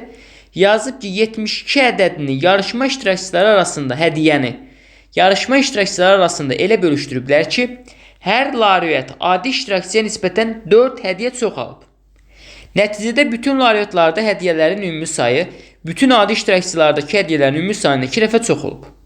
Laureatların adi iştirakçılardan az olduğunu nəzərə alaraq hər adi iştirakçıya çatan hədiyyə sayını tapın. Baxın. Laureatların sayını bilmirəm, el deyirəm. Adi iştirakçıların sayını A deyirəm.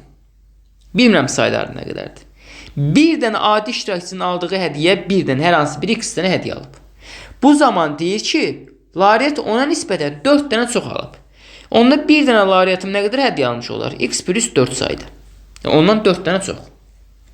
Baxın indi. Görək bütün adi iştirakçılar və bütün laureatlar ayrı-ayrılıqda nə qədər hədiyyə alıblar? Onları tapmağa çalışmalıyıq. Deməli, mənim əgər 300 dənə adi iştirakçım olarsa, hərəsinə 4 dənə, yox, hərəsinə tutaq ki 7 dənə hədiyyə veririm hər birinə. O zaman ümumi neçə hədiyyə verəcəm? 21-dən 3 vurulsun 7 sayıdır. Yəni sayı bu sayıdır. Bura sayı yazıram. Bura iştirakçı sayı yazıram. Bu iştirakçıların sayıdır. Bu isə bir nəfərə düşən hədiyyə sayıdır.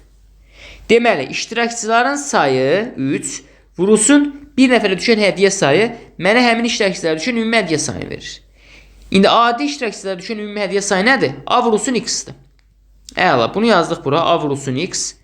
Bütün adi iştirakçılara düşən hədiyyə sayı. Bəs bütün laureatlara düşən nə qədərdir? L vurulsun x plus 4'dür. L vurulsun x plus 4'də oldu bütün laureatlarda olan hədiyyə sayı. Bütövlükdə laureatlar və adi iştirakçılara nə qədər hədiyyə verilib? 72 ədəd. Bunu bilin. Bərabərdir 72-yə. Sonra belə bir şərtim var ki, davamında. Nəticədədir bütün laureatlarda hədiyyələrin ümumi sayı. Yəni baxın bu hissəm. Bütün adi iştirakçılardakı hədiyyələrin ümumi sayı. Yəni bu hissə. Ümumi sayından 2 dəfə çox olub. Yəni L vurulsun x plus 4 bərabərdir nəyə? 2ax-a bərabərdir. İndi deməli, mən gəlib bu ifadənin yerinə nə yazacağım? 2ax yazacağım. Bu hissədən yazıram artıq. Bu zaman nə alınır? Baxın 2ax bu oldu. Ax da buradadır. 2ax plus ax bərabərdir 72-yə. 3ax bərabərdir 72. Ax bərabərdir 24-ə. Deməli, ax-ın qiyməti 24-dürsə, baxın bu hissə. Bu 24-dürsə. Bu da neçə olacaq? Onun kimisi 48 olacaq. 48 plus 24 de bizə həqiqətən 72-ni verir. İndi mən nəyi tapmalıyam? Eyni zamanda yazıb ki, laureatların adi iştirakçılardan az olduğunu bilərik. Yəni, L A-dan kiçikdir. Bunu mütləq bilin. Bilərək, nəzərə alaraq, hər adi iştirakçıya çatan hədiyyələrin sayını müəyyən edin. Mən nəyə qiymət verməliyəm? Mən burada ortaq vuruq hər iki ifadə üçün hansıdırsa ona qiymət verəcəm. Həm burada, həm də burada ortaq vuruq x-dir. X-a özümdən qiymət verməliyəm ki, L ilə A-nın burada müqayisəsi var. Elə deyil, L A-dan kiçikdir. Onları rahatlıqla müqayisə edə bilim. Mən əgər x-a 1 versəm, A 24 olmalıdır ki, 24'ü 1'ə vuranda 24 olsun. Mən x-a 1 versəm, 1 plus 4, 5. Baxın, 5'i elə vurub 48 ala bilmərəm. Deməli, x-in qiyməti 1 ola bilməz. Növbəti. X-in qiyməti 2 olsa, A-nın qiyməti gərək olsun 12. Nəyə görə minimal qiymətləri verirəm? Çünki minimal qiymətlərdən cavab çıxır adətən və böyük qiymət verirək artıq bu 72-ni aşa biləcəm deyə böyük qiymət vermirəm. Kiçik qiymət saxlamalıyam. X-a 2 versəm 2 dəfə 12 olmalıdır ki 24 olsun. Deməli x-in qiyməti 2-dirsə 2 plus 4 6. 6-nı mən 8-ə vurmalıyam ki 48 alınsın. Deməli L-in qiyməti 8 oldu, A-nın qiyməti oldu 12. Həqiqətən 12 8-dən böyükdür. Bir problem yoxdur. Ödədi. Hamısı doğrudur. Davamında mən artıq x-a 3 versəm ödəməyəcək. Çünki 3 plus 4-dən 7 alınır. 7-nin nəsə vurub 48 ala bilmərəm. 4 versəm L 6 olacaq. O zaman da A hissəsində problem yaranacaq. X 4 olsa A olacaq 6. Bu da 6. Burada da 6 olacaq. Burada da yəni 6 6-ya bərabər olacaq. Amma mən demişəm ki, adi iştirakçıların sayı çoxdur. Ödəməyəcək. Yəni birinci ödədi. Artıq bu sizə kifayətdir. Davamına baxmanıza ehtiyac yoxdur. Məndən nə istəyir? Nəzərə alaraq deyir. Hər adi iştirakçıya çatan hədiyyələrin sayını müəyyən edin. Hər adi iştirakçıya, yəni bir iştirakçıya çatan hədiyyə sayı. O bizdə nə idi? X idi. X-in qiyməti burada nə oldu? 2 oldu. Deməli bu sualın da doğru cavabı 2 olacaq. Bunu da yazdıqdan sonra artıq biz keçirik növbəti 47-ci sualımıza. 47-ci sual. Qrafik sualda deyir aşağıdakı qrafik vaxt keçdikcə A hovuzundakı suyun artması, B hovuzundakı suyun isə boşalmasını göstərir. Neçə saatdan sonra hovuzlardakı suyun miqdarı bərabər olar? Yəni neçə saatdan sonra onların su miqdarı bərabər olacaq, bunu tapmalıyam. Baxın, buradakı vaxt tapmalıyam mən. İndi A hovuzuna baxıram. 0-cı anda 10 ton su var. Və gəlib 8-ci saatda neçə ton olub? Baxın, 8-ci saatdan yuxarı xəttimi qaldırıram. Qrafikdən harada kəsirsə sola doğru qayıdıram. 34. Deməli, 8-ci saatda 34 ton olub. Əvvəlcə 10 ton idi. İndi 34 oldu. Nə qədər artıb? 34, ondan 34-də 24 ton artım var. Deməli, 24 ton nə qədər vaxt olub? 0-cı saatdan 8-ci saata. Yəni 8 saata. 24 ton 8 saatdırsa mən 1 saata nə qədər artdığını tapmalıyam. Buradan da 1 saat olacaq 3. Deməli, A hovuzu buradan yazıram. 1 saata 3 ton nə olur? Artır. 1 saat 3 ton artır. İndi tapmalıyam ki, bəs B hovuzu 1 saata neçə ton azalır? Onu tapandan sonra birini artıracağım, birini azaldacağım və nəticədə onların hansı saatda bərabərləşdiyini tapmağa çalışacağım. B hovuzu 0-cı saatda, yəni başlanğıcda 40 tondur. Sonra gəlmişəm ki, 2-ci saatda nə qədər olub? 2-ci saatda 34 tona düşüb. 40-dan 34-ə düşübsə neçə ton azalıb? 6 ton azalıb. Deməli, baxın, 6 tonu neçə saat azaldı? 0-cı saatdan 2-ci saata qədər, yəni 2 saata. 2 saata 6 ton azalırsa 1 saata yenə 3 ton azalır. Deməli, B hovuzu da 3 ton azaldı. Bunu bildik. İndi gəlirik onların bərabərləşdirilməsini tapmağa. Baxın, biri artır, biri azalır. Artan 10 ton olandı. Deməli, 10 ton üstə nə gələcəm? Artım hissəsini. Amma bilmirəm, baxın, mən onlar hansı saatda bərabərləşəcəklər. Bu bərabərləşəcəkləri isə x deyirəm. X saat sonra. Baxın, 1 saata 3 ton artırsa, x saata neçə ton artacaq? 3x ton. Məsələn, 5 saata neçə ton artardı? 5 vurulsun 3, 15 ton artardı. İndi mən sanki, baxın, 5 hər saata 3 tonluysa 5 vurulsun 3, 15 verir, elə deyir bizə. Mən sanki indi bu 5'in 5 olduğunu bilmirəm, x bilirəm onu. Yerinə x yazıram. 3x də bizə neçəni verir? 3 vurulsun x, elə 3x verir. Deməli, x saata bu 3x ton nə oldu? Artdı. Gəldi, çatdı bu nöqtəyə. Bərabər digərinə bərabər olacaq bu nöqtədə. Digəri isə 40 tonuydu, azalır. O da nə qədər azalır? 3 ton azalır hər saata. X-ci saata qədər nə qədər azalacaq? Yəni 3x həcmində azalacaq. 3x. İndi mən bu tənliyi həll edəndə məlumları bir tərəfə, məhsulları bir tərəfə atıram. 3x atdım sola, oldu 6x. Mənfi 3x. 10 atdım sağa, 40-dan 10 çıxanda 30. X də bərabər oldu 5-ə. Deməli, 5 saat sonra, yəni 5-ci saatda sular bərabərləşmiş olacaq. Cavab oldu 5. 48-ci sual. Yazıb ki, ada 5 qələm almaq istəsə 2 manat artıq qalır. Əgər 8 qələm almaq istəsə 4 manata çatmır. Adanın neçə manatı var? Baxın, tutaq ki, siz adasınız. Yəni bildiyimiz adam, insan olan ada. Yəni normal ada da yox. Biraz da zarafat etdikdən sonra davam edirik. Deməli, baxın, 5 qələm alırsınız. Bu halda siz nə qədər pul xərcləyəcəksiniz? Əgər qələmin biri 3 manatdırsa 5 vursun 3, 15 manat. 4 manatdırsa 5 vursun 4, 20 manat xərcləmiş olacaqsınız. İndi mən bilmirəm ki, qələmin biri neçəyədir. 5 dənə qələm alıram. Qələmin qiymətini bilmədiyim üçün bir dənə qələmin qiymətinə 2 yazıram. Olur 5 2. Və mən 5 2 həcmində, məbləğində pul xərcləyəndən sonra 2 manatım da artıq qalır. 1-2 manat. Daha sonra deyir, yox, 8 dənə qələm alsanız, nə qədər xərcləyəcəksiniz? 8 vurulsun, qələmin biri 2 manatdırsa deyə olacaq 8 2. Bu zaman 4 manatım çatışmır. Kimləsə 4 manat borc alıram, olur -4. Bu halda bunlar nə oldu? Mənim pullarımın miqdarı. Mən indi bunları bərabərləşdirib buradan əvvəlcə qələmin qiymətini tapacağam. Məlumlar bir tərəfə, məhsullar bir tərəfə olanda 5 gün atıram 8 günün yanına. 8 gündən 5 gün çıxanda qalır 3 gün. Mənfi 4'ü atıram 2'nin yanına. Mənfi 4'ü sol atanda olur müsbət 4. 2 ilə 4 toplayanda olur 6. Buradan 2 bərabər olur 2'yə.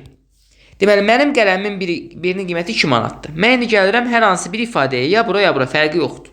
Hər ikisi mənim pulumun miqdarını göstərir. İndi gətirib yerinə yazıram. 5 2 plus 2-də 2-ni yerinə 2 yazsam 5 vurulsun 2 plus 2. Mənə verəcək 12-ni. Deməli adamda nə qədər pul var? 12 manat pul var. Doğru cavabımız 48 sualda da 12 manat oldu və keçirik 49-cu suala. 49-da yazıb ki, bir ədədin sonundakı 8 rəqəmini əvvəlinə keçirdikdə əvvəlki ədədin 5 dəfə böyüyü olur. Baxın, qəbula düşmüş sualda sadəcə ədədləri dəyişdirmişəm burada. Baxın, sanki bizə verilmiş ədəd hansı ədəddir deyib, bir ədədin sonundakı 8 rəqəmini əvvəlinə keçiririk. Bizə verilmiş ədəd olsun bu. A, B, C, D. Davam edir bu şəkildə. Sonunda 8. Bilmirik neçə rəqəmli bir ədəddir. Deyir, bu 8 rəqəmini əvvəlinə keçirəndə A-nın ədəd hansı olacaq? 8, A, B, C, D və davam edəcək bu qaydada. 5 dəfə böyük alınır. Yəni, mənə verilən bu birinci ədədi 5-ə vuranda nə alınacaq? Bu ədəd alınacaq. Mən nə etməliyim? Mənə verilmiş bu birinci ədədin ikinci və dördüncü rəqəmlərini tapıb, onların hasilini müəyyən etməliyim. Yəni, B və D-ni tapdıqdan sonra onları bir-birinə vurmağa çalışmalıyım. Rahat yaza bilmək üçün nə edəcək? Qəbuldakı sualda eynən belə idi. Baxın, biz bu ədədi böləcəyik 5-ə, bu ədəd alacaq. Vuruq hasildən sanki hasili böləcəyik 5-ə, digər vuruğu almış olacaq. Bu zaman nə alınır? Yazıram bir kənardan. 8A, B, C, D. Davam edə bilər bu şəkildə. Bölünsün 5. Nə alınır burada? A, B, C, D. Davam edə bilər. Sonunda 8. İndi baxın. 8-in içində 5 neçə dəfədir? 1 dəfədir. A-nın qiyməti oldu 1. 8-dən 5 çıxanda qalır 3. A-nın qiyməti 1-dir. İndi bu 1 aşağı düşəcək olacaq 31. 31-də neçə dəfədir 5? 6 dəfədir. Baxın, B-nin qiyməti oldu 6. 6 da 5, 30. İndi B 6-dırsa, bura 6 yazdım. Elə həmin 6 düşdü aşağı. 16-da 5 3 dəfədir. 3 dəfə 5, 15. Deməli, C-nin qiyməti nə oldu? 3 oldu. İndi həmin bu 3 aşağı düşdü. 13-də neçə dəfədir 5? 2 dəfədir. 2 dəfə 5, 10. 13-dən 10 çıxanda da nə qalacaq bizdə? 3 qalmış olacaq. Davam edə bilərəm bu şəkildə. Amma ehtiyacım yoxdur. Həmin ədədi tapdım. Ən azından mənə lazım olan rəqəmlərini tapdım. Mənə lazım olan rəqəmlər hansılardır? İkinci rəqəmdir və dördüncü rəqəmdir. Məndən bu rəqəmlərin hasilini istəyir. B-nin qiyməti 6-dır, yəni 6 vurulsun 2-ni tapmamı istəyir. Bu da 12-ni vermiş olacaq. Deməli 49-cu sualda doğru cavab oldu 12. Qəbuldakı sualda eynən bu metodla həll edilməli idi ki, sürətli gəlib cavabı ortaya çıxmış olsun. Sonuncu suala baxırıq. Yazıb ki, Leyla cümə günü üçün 3-cü sinifin dərs cədvəlini tərtib edir. Həmin gün sinif 5 dərs ana dili, riyaziyyat, təbiət, incəsənət və musiqi keçməlidir. Aşağıdakı şərtlərə əməl edilməlidir. Hansı şərtlərdir bunlar? Deyir, riyaziyyat dərsi nə birinci, nə də sonuncu olacaq. Musiqi dərsi incəsənətdən dərhal sonra keçirilməlidir. Ana dil dərsi mütləq birinci və ikinci olmalıdır. Bu şərtlərə uyğun dərs cədvəli neçə müxtəlif variantla tərtib oluna bilər? Deməli, gəlirik bura. Baxın, 5 saatim var. 1-ci, 2-ci, 3-cü, 4-cü və 5-ci saat. Elə rəqəmlərlə yazacağam. 1-ci saat, 2-ci saat, 3-cü saat, 4-cü saat və 5-ci saat. Sondan başlamış olsaydıq daha rahat quracaqdıq. Baxın, təəssüf ki, şərtlər çox olanda burada düsturlardan istifadə etmək olmur. Şərtlərim çoxdur. Yəni, məcburam bunları quram. Ana dil dərsidir ya birincidir ya da ki, ikincidir. Mən birinci düşünəcəm ki, ana dil dərsi yəni Azərbaycan dil birinci hissədədir, birinci saatdadır. Daha sonra, davamda yazıb ki, musiqi dərsi təsvir incəsənətdən dərhal sonra keçirilməlidir. Yəni, incəsənət gəlməlidir, dərhal ardınca musiqi gəlməlidir. Bunu bildik. Birinci şərtdə də yazılmışdı ki, riyaziyyat dərsi nə birinci, nə də sonuncu dərs deyil. Deməli, riyaziyyatı nə birinci yer yaza bilmərəm, nə 5-ci yer yaza bilmərəm. Deməli, riyaziyyat olacaq 2-də, 3-də, 4-də, bunlardan birində. Elə düşünürəm ki, riyaziyyat birinci halda ikinci yerdədir. Dedik axı, i ilə m-i ardıcıl yazmalıyıq. Mən bir ehtimalla i ilə m yazıram bura. Əlimdə bilən təbiət qaldı. Təbiəti məcbur atıram sona. Və ya mən nə edirəm? i ilə m-i sona atıram, ardıcıl gəlsinlər deyə yenə. Təbiəti atıram bura. Bu ola bilər. Növbəti. Başqa ehtimalım da var. Bəlkə riyaziyyat fənni ikinci yerdə deyil. Birinci yerdə Azərbaycan dilidir, ikinci yerdə yox, üçüncü yerdədir riyaziyyat. Bəs bu halda necə olacaq? i ilə m yanaşı gəlməlidir deyə məcburam bura i ilə m yazıram. Təbiət qalır bu səfər bura. Amma bunları məsələn hər hansı birini bura keçirdə bilmərəm. Çünki bunlar ardıcıl gəlməlidir. Yəni bundan başqa belə bir düzüşüm yoxdur bu hissədə. Amma bəlkə də heç riyaziyyat fənni üçüncü deyil, dördüncüdür. 1 ilə 5-dən başqa hamısında ola bilər. Bu zamanda i ilə m ardıcıl olsun deyə 1-2-də olacaq, 1-3-də olacaq. Bu zamanda bu riyaziyyat idi bizdə. Təbiət qalır sona. Bu getdi. Növbəti. Artıq riyaziyyəti 5-ci yer yaza bilmərəm. Burada da əlavə başqa bir dəyişiklik edə bilmərəm. İ-dən sonra M gəlməlidir. Ardıcılıq belə olmalıdır. Riyaziyyatla bağlı bütün ehtimallara sanki baxmışam. Baxın, 2-ci yerdə olduğu ehtimallar, 3-cü yerdə olduğu ehtimallar, 4-cü yerdə olduğu ehtimallar. Amma Azərbaycan dilinə baxmamışam. Azərbaycan dilində 1-ci yerdə də ola bilər, 2-ci yerdə də. 1-ci yer yazmışam, indi 2-ci yer yazacağım. Deməli, Azərbaycan dili və ana dili 2-ci yerdə olsa, i ilə M ardıcıl gəlməlidir, deyil. Baxın, mən ardıcıl bura i-m yaza bilmərəm. Bu zaman riyaziyyat ya 1-ci yerə qalacaq, ya sonuncu yerə qalacaq. Mümkün deyil. Riyaziyyəti bura yaza bilmərəm, bura yaza bilmərəm. Riyaziyyəti bu ikisindən birinə yazmalıyım. Məcburən baxın, bura yazacağım ki, riyaziyyəti i ilə m-i ardıcıl yaza bilim bu vəziyyətdə. Yəni bura i yazım, bura m yazım. O zaman təbiət də qalar burada. Artıq burada əlavə bir dəyişiklik edə bilmərəm. Bütün ehtimallar da bunlar olacaqdı. Ana dil dərsi 3-cü yerdə olmaz, 4-də 5-də olmazdı. Çünki ya 1-ci yerdə olmalıdır, ya 2-ci yerdə olmalıdır. Deməli, ümumilikdə neçə dənə mənim düzülüş variantım oldu? 1, 2, 3, 4, 5. 5 dənə düzülüş variantı oldu. Deməli, bu sualın da doğru cavabı oldu 5. Bununla da sınaq 10-un izahının yekununa gəlmiş olduq. Növbəti izahda isə digər sınaqlarımızda olan sualların izahını görmüş olacaqsınız. Növbəti izah videolarında görüşənə qədər hələlik.